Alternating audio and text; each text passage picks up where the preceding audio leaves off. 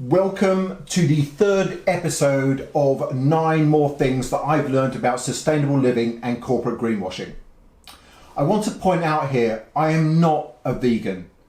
I think it's important to point that out. In fact, up until about 18 months ago, I was a card-carrying, salad-dodging carnivore. I'm a work in progress, and that really is the point of this channel. It's about my journey to live a more sustainable lifestyle and my anger, my real anger at the corporate and government roadblocks often deliberately put up to make sure that ordinary people like you and I continue living the first world dream of a disgusting, taken for granted life of overconsumption.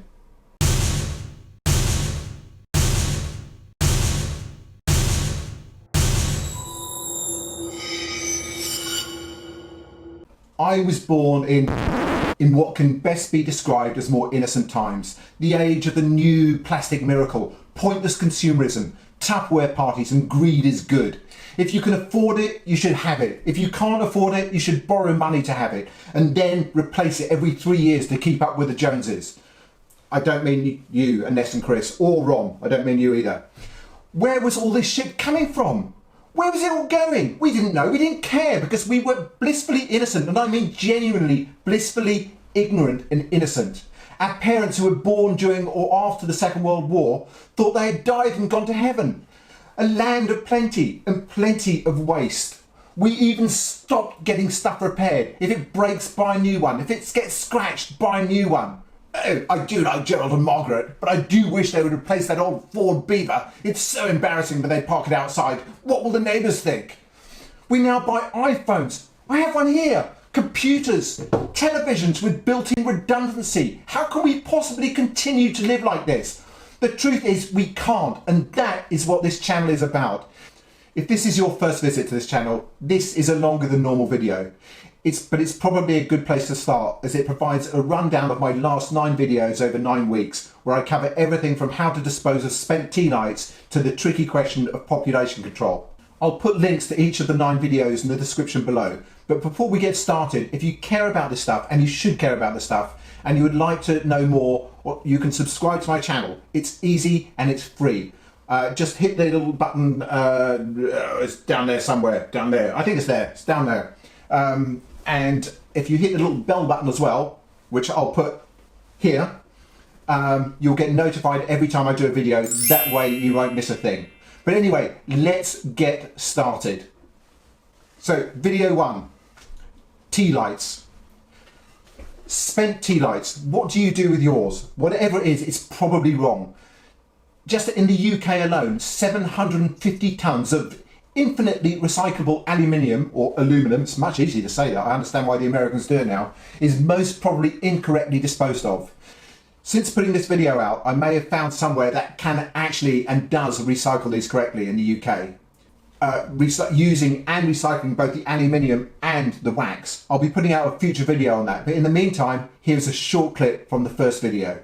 So if you've got a load of tea lights, don't just throw them into your trash or your recycling. Check first, and remember, the biggest threat to this planet is the belief that somebody else will save it. COVID-19 is simply a large wave compared to the devastation that will be caused by the tsunami that is climate catastrophe. This short video, which was designed to entertain as much as inform and scare, was not particularly well received, but here is a short clip for you. Take the extra time you have over the next 2 or 3 months to change your lifestyle for a more sustainable world. But really, when this started, they were numbers. Then they became names, and now they've become names of the people we know. Stay safe. This is nothing compared to the apocalypse to come, which is climate change. Climate catastrophe is going to make this look like a walk in the park on a chilly day without a coat. We have now less than 7 years to reverse climate change. This time next year, unless we do something, that number's going to be 5, and then it's going to be 4, and then it's going to be 3, then it's going to be 2, then it's going to be 1, and then it's going to be too late. Video 3, dying of thirst. So this next one has attracted a fair amount of attention, and not the good sort. The simple premise of this video is that if we all stopped drinking bottled water and instead gave the $306 billion for the best part that we spend needlessly every year on something that is practically free from our taps, and invested this in WaterAid or some other water charity, we could probably provide the entire planet with clean drinking water. It got some bad press. Anyway, here's a clip. Talk about selling snow to the Eskimos. We've been had, and if you're still buying bottled water, you're still being had. And if I ask you why you buy this, you're going to say, it tastes better. Bollocks. It's better for you. Bollocks. It has less chemicals in. Bollocks. It's cleaner. Utter bollocks. You have been had in the biggest marketing scam of the century. Video 4, Who Gives a Crap? And if you haven't heard of Who Gives a Crap, it's actually a make of toilet paper. But this one talks specifically about toilet paper or bathroom tissue, or to give its polite name. Anyway, that's stuff you wipe your ass with. But the real point of this video is that corporations care about profits. They don't care about your ass. Whether they're selling fruit and vegetables, toilet paper, cars, thank you Tesla, or even drinking straws. So when one of these companies comes to the market with toilet paper in paper rather than plastic, 8 years after Who Gives a Crap, it's not the second coming of Christ. They are doing it because they are losing market share. So please don't forget the guys that they are losing market share too. Here's a quick clip. I've always thought recycled toilet paper didn't sound quite right, you know, but it's not actually recycled from toilet paper, it's recycled paper.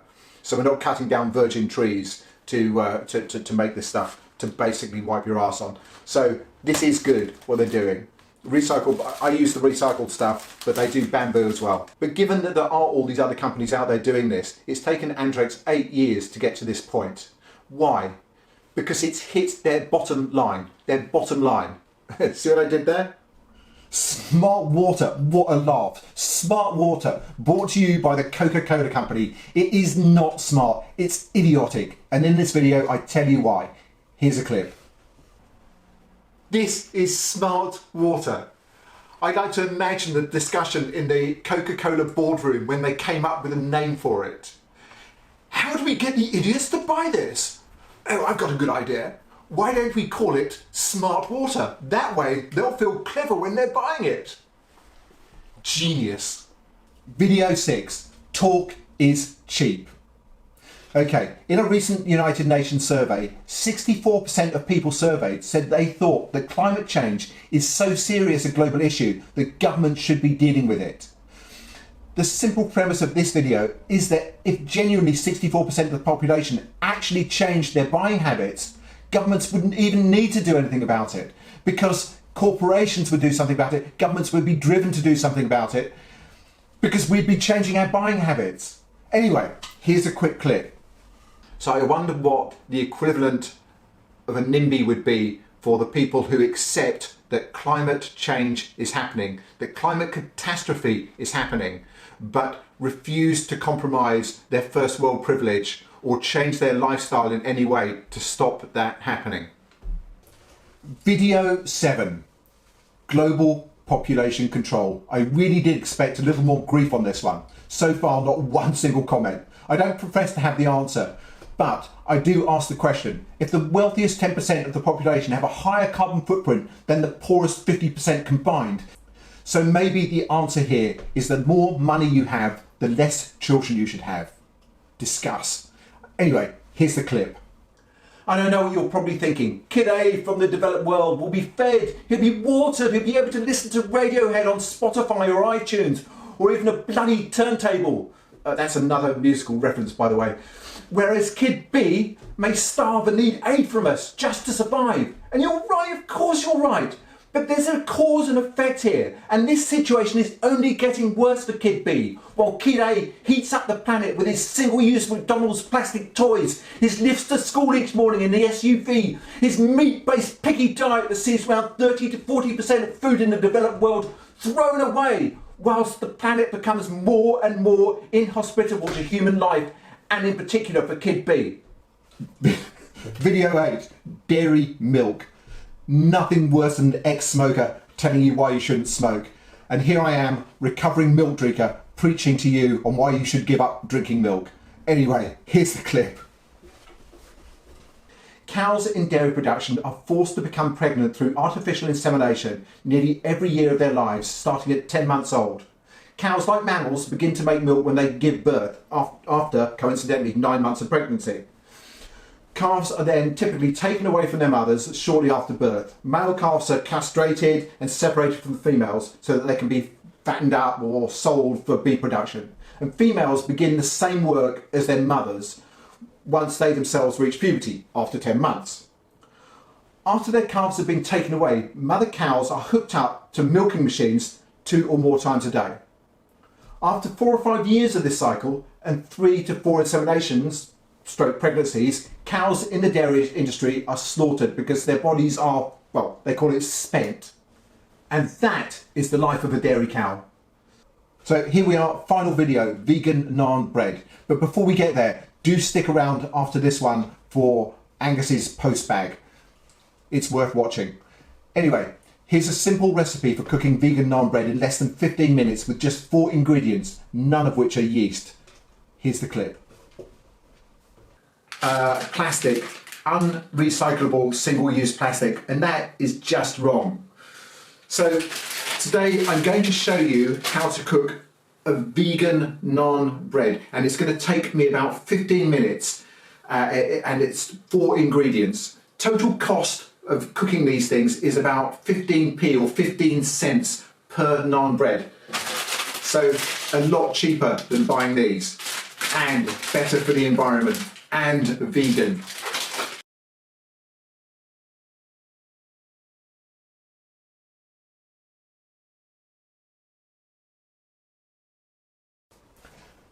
Okay, so hopefully you're still with me, and it's time for the post bag. And this week's offering comes from Bobby from Dallas in Texas. And this is what Bobby has to say. Climate change is a hoax. Looks like temperatures at record low with never seen before snowstorms. Yeah, I don't believe there is a warming trend. Which was nice.